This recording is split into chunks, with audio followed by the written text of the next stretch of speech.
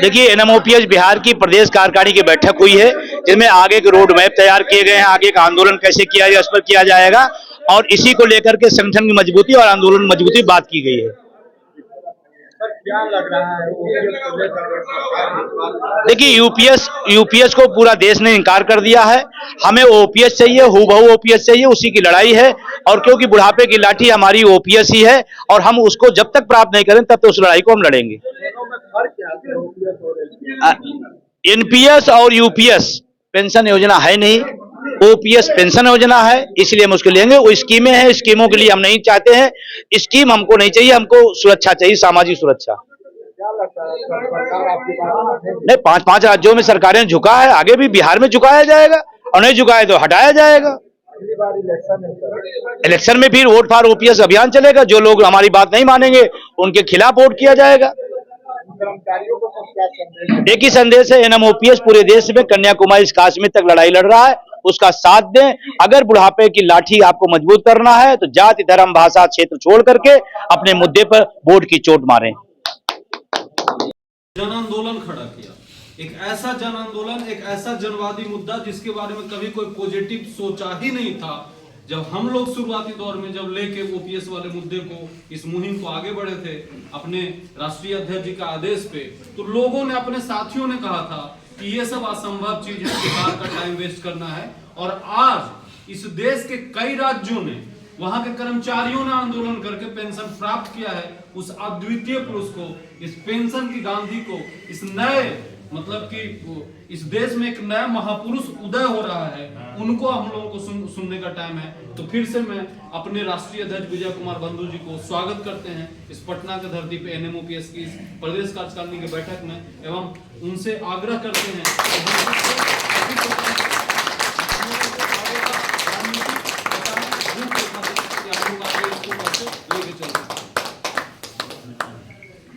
कोई उनके लोगों को हम राज्य के मिल गए, लेकिन उसका बहुत बड़ा इम्पैक्ट नहीं।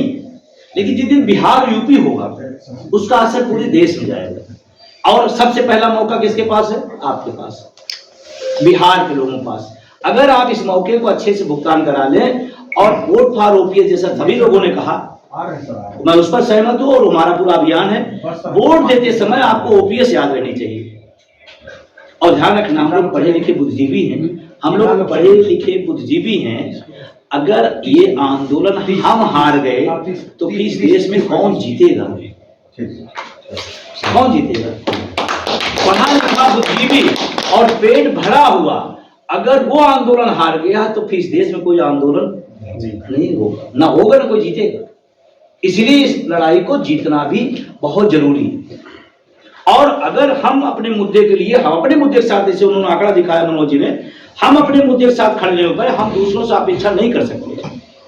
हमको अपने साथ खड़ा होना पड़ेगा। हमको, अगर वोट फॉर ओपीएस है, मेरे घर का भी कोई आदमी आ जाए और ओपीएस का समर्थन नहीं कर रहा है, तो हम उसका वोट नहीं कर सकते। ये संकल्प लेना पड़ेगा। जीत हारेंगे, तेजस्वी जीतेंगे, ये मेरा मैटर नहीं। मेरा मैटर ओपीएस जीतेगा या नहीं जीतेगा, मेरा मैटर है। अब उसमें जो भी खिलाड़ी आएगा, जो भी आएगा, वो उसका लाभ उठाएगा। और उठाया, अगर 4-4, 5-5 राज्यों में पेंशन ना बहाल होती तो आज ये आंदोलन खत्म हो गया होगा। मैं बता रहा हूँ, उसे एक उम्मीद बनी, एक हौसला मिला, एक आशा लगी कि नहीं हो सकता। दूसरा, तमाम निराशाओं में एक बात बड़ी बोलने जा रहा हूं आपको। एनपीएस के तंबू कनात को अगर एनएमओपीएस ने उखाड़ फेंका है तो अभी इसका तंबू कनात जुड़ा भी नहीं ओपीएस का, यूपीएस का 20 साल के तंबू कनात को आपने उखाड़ा है, जिसको पूरी 20 साल एक कहते बहुत अच्छा है, बहुत अच्छा है, बहुत अच्छा है, उसको भी आपने मजबूर किया, तो उन्होंने उसको वापस लेकर दूसरा लाया। इसका मतलब उखाड़ सकता है, दूसरा भी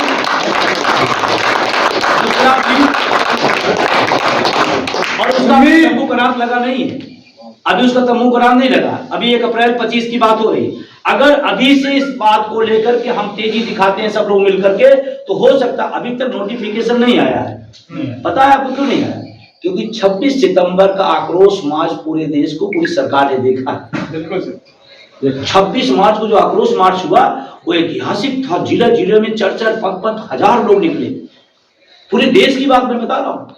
और ये पहला आंदोलन है। आप सब तो बहुत पुराना आंदोलन कर हैं, लेकिन कन्याकुमारी से कश्मीर तक कोई अगर आंदोलन चला तो पेंशन आंदोलन है। नहीं कोई किसी राज्य में, कोई किसी राज्य में, कोई किसी राज्य में। 26 सितंबर का ऐतिहासिक है, आज तक नोटिफिकेशन की हिम्मत नहीं कर पाई सरकार। उन्होंने सोचा कि हम रेल के कुछ लोगों को अपने जेब में रख लिए हैं, हमने मैनेज कर लिया है, लेकिन वो मैनेज ना हुआ, दिखाई पड़ गया। और वो दबाव कब था?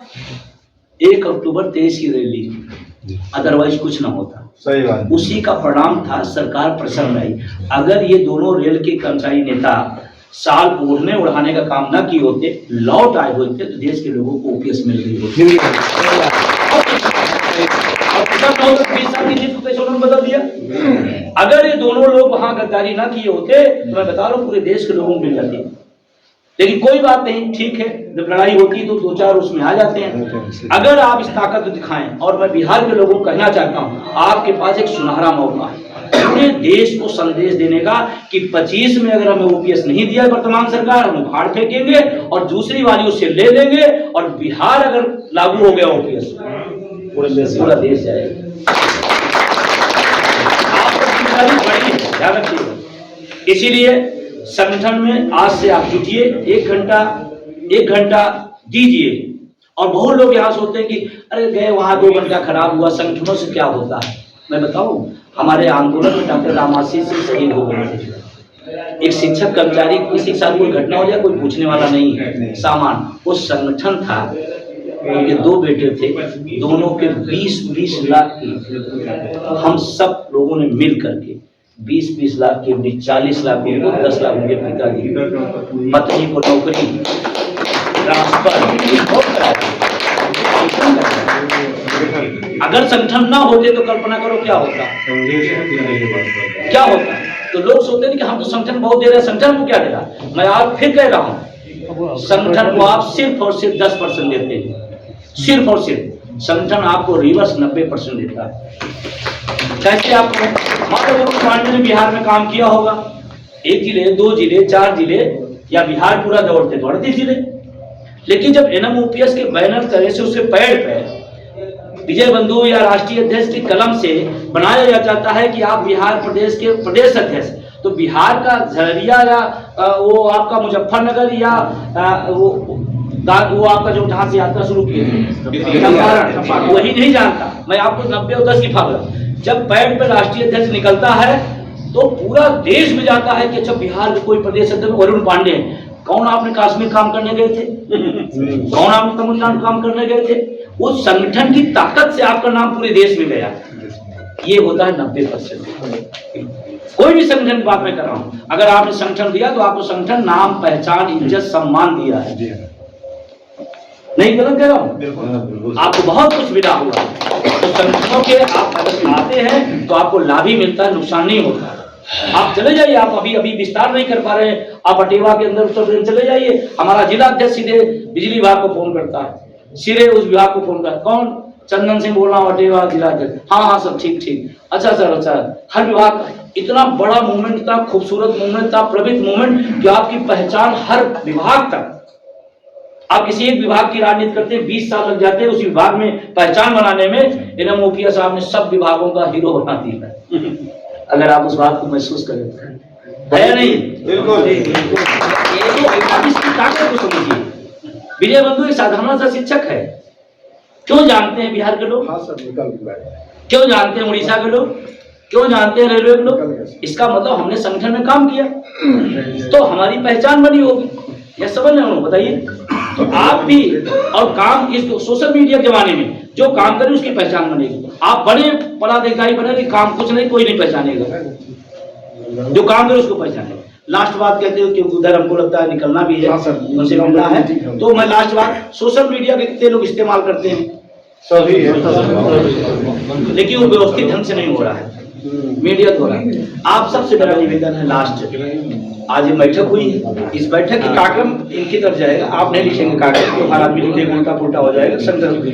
बैठक हुई, ये हुआ, आंदोलन मजबूत करना है, आंदोलन खड़ा करना है, ओपीएस खराब है, ओपीएस अच्छी है, यूपीएस खराब है, इस पर आप लिख सकते हैं। अपने सारे सोशल मीडिया के अकाउंट पर आप डालिए। आप डालते हैं, 60 लोग डालेंगे, 6000 लोग, 60,000 लोगों तक जाएगा मैसेज। लिखिए सोशल मीडिया। कितने लोग हैं जो विजय बंधु से जुड़े हुए हैं? फेसबुक पर, इंस्टाग्राम पर, यूट्यूब पर कितने लोग जुड़े हैं? सभी लोग सब लोग जुड़े हैं। कितने लोग कमेंट करते हैं ट्विटर पे? सबको जुड़ना पड़ेगा। अगर वो मीडिया हमको नहीं दिखा रही तो हमारी जेब में मीडिया है, उसका हम इस्तेमाल करना। एनएम ओपीएस ने इसी सोशल मीडिया के दम पर पूरे देश में आंदोलन करा। तो आप सब मेरे को सुना, अगर कोई बात कड़वी हुई हो तो मैं क्षमा चाहता हूँ, लेकिन मैं चाहता हूँ कि आंदोलन बढ़े और हम सब जब पेंशन